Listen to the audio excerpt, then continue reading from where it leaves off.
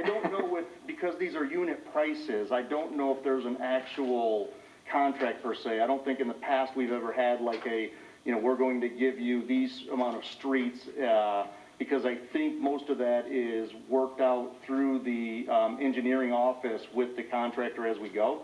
So kind of, for example, what I just said about the first neighborhood, if we went with the original plan, we would have exhausted the entire $2 million. But I think because there's 4-inch wide cuts, there's 6-inch wide cuts. Right, I get that. I think the rates are what's bid out in a unit price, and there's a basic contract, but it's not like if we approve like the Ajax contract. Well, okay, that's fair. I'm just looking for a contract. Yeah. You know, where I would imagine the subcontracting, Tim asked a good question. I could be wrong, but it seems like one of the first times, or one of the few times, where I'm approving a contract where we're immediately acknowledging that it's going to be subbed out to someone else.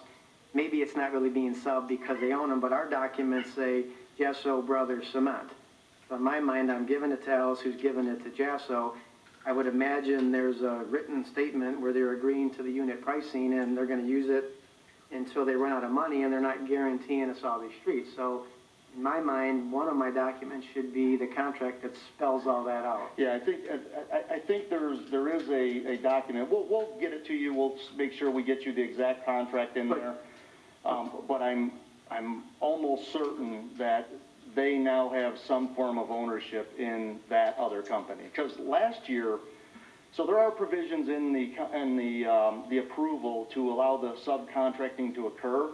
And that's what happened last year almost immediately with Hard Rock. They said, we're either going to sub it out or we're going to just simply not do any work. And we were in a position of working through those details with them. And all in all, it ended up okay, but it just, it paralyzed us for about 2 months while we waited for them to figure out where they were going to fit us in.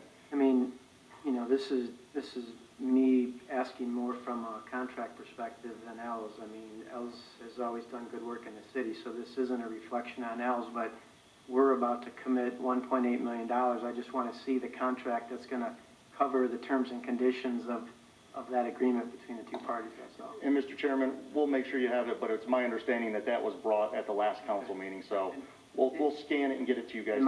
Did you guys see anything? Am I missing? Maybe I'm misspeaking. I don't think, I just see the CRM approval. We got all the bid documents, so that's a fair statement. There was asphalt and concrete, but I think Craig said we're going to just do the repairs or whatever. Yeah, it was just the repairs. I don't recall that we ever had a contract for this type of work.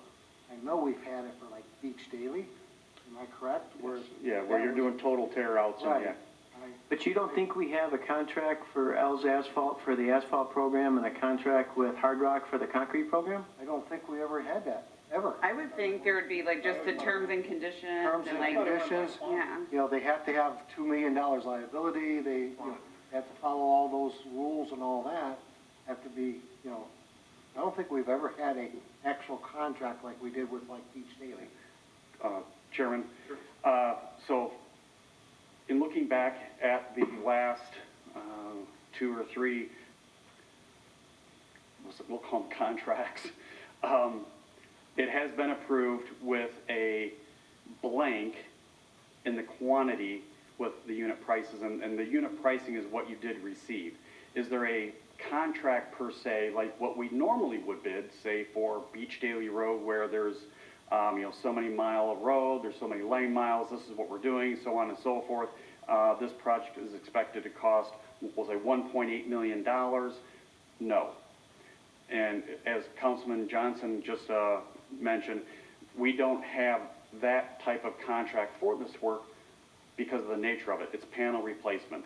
So we know that we have X number of dollars that we can afford to put towards that work. But when we get out to a particular street, as the mayor mentioned, some streets are really bad. Some streets, we can actually make that money go a little bit further. But when you get out to when you're doing these sectioning programs, and you take out a 10 by 10 area, well, the area right next to it may shatter, so now you got to take out a little bit more. So then you're taking out a 10 by 5 area, so the cost of that section goes up. So we like to typically in these programs have a quantity in an idea as to the amount of effort and work that we're going to be able to perform, which that's what I was referencing earlier. It would be nice to have, and we will have it going forward in future programs, 20,000, 22,000 square yards of concrete to be performed. And actually, that's what our amount, that 1.8, is built off of, because we ran the roads, we've come up with our estimate, and approximately right now, we can get about 22,000 square yards of panel replacement performed this season. That's what we're shooting for. If we don't spend that money and we can't get that amount of work done, then we don't pay that. If we have a really wet year and the contractor's only able to get half of that, 10,000 square yards, then that's all we're gonna get done. So we are not obligated to spend 1.8 or 1.9 million dollars with the contractor. We are obligated to pay whatever's replaced. So it's not your typical road program where you're gonna pave X street from A to B. We're jumping all around the city to perform spot replacements, which drives up the cost because it's low production work.